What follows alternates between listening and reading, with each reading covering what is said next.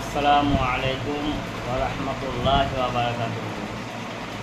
মহান আল্লাহ পাক রব্বুল ইজ্জাত পবিত্র কালামুল্লাহ শরীফ 30 পারার মধ্যে বলেন, লা উকসিমু বিহাযাল বালাদ ওয়া আনতা হিল্লুম বিহাযাল বালাদ। অর্থাৎ আল্লাহ পাক রব্বুল ইজ্জাত বলেন যে এই শহরের কসম, যে শহরে আল্লাহ রসুল সাল্লাল্লাহু তাআলা আলাইহি সাল্লাম রয়েছেন। তো আল্লাহ পাক রব্বুল ইজ্জাত কোনো শহরের কসম করেননি, এই শহরের কসম করে বলেছেন যে আমি এই শহরের কসম করেছি। তো মক্কাতুল মুআজ্জামার ওই শহরে আল্লাহ রসুল সাল্লাল্লাহু তাআলা আলাইহি সাল্লাম এসেছেন বলে এই শহরের কসম করলেন।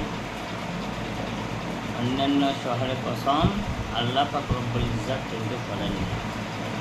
যে শহরের কসম মহান আল্লাহ পাক রব্বুল ইজ্জাত করেন, সেই শহরের ইজ্জত কত, সেই শহরের দাম কত, সেই শহরের আজমাত কত রয়েছে।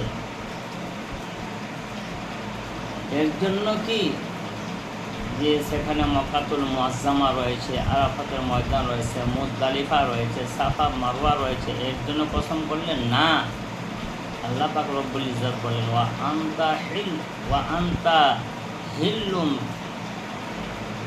আনতা হিল্লুম বিহাযাল বালাদ। এর জন্য কসম করেছেন মহান আল্লাহ পাক রব্বুল ইজ্জত যে ওই শহরের মধ্যে আল্লাহ রসুল সাল্লাল্লাহু তাআলা আলাইহি সাল্লাম এসেছেন বা রয়েছেন। তো সেই শহর মক্কা শহর, মক্কা নগর আমরা সবাই জানি যে কাবাতুল্লাহ শরীফের প্রত্যেকটি দেশের প্রত্যেকটি মুসলমান, প্রত্যেকটি মুমিন বান্দা কিন্তু হজ করতে যায়। আল্লাহ রসুল সাল্লাল্লাহু তাআলা আলাইহি সাল্লাম বলেছেন যে পবিত্র মক্কাতুল মুআজ্জামায় 1 রেকাত নামাজ পড়লে 100 রেকাত নামাজের নেকি পাওয়া যায়। সে শহর বা মক্কাতুল মুআজ্জামার দাম কত রয়েছে। আল্লাহ পাক রব্বুল ইজ্জাত সকল মুমিন ভাইদেরকে, সকল মুসলমানকে ওই শহর অর্থাৎ হজ করতে যাওয়ার তৌফিক দান করেন। আল্লাহুম্মা আমিন। ওয়াকির দাওয়ানা আলহামদুলিল্লাহি রাব্বিল আলামিন।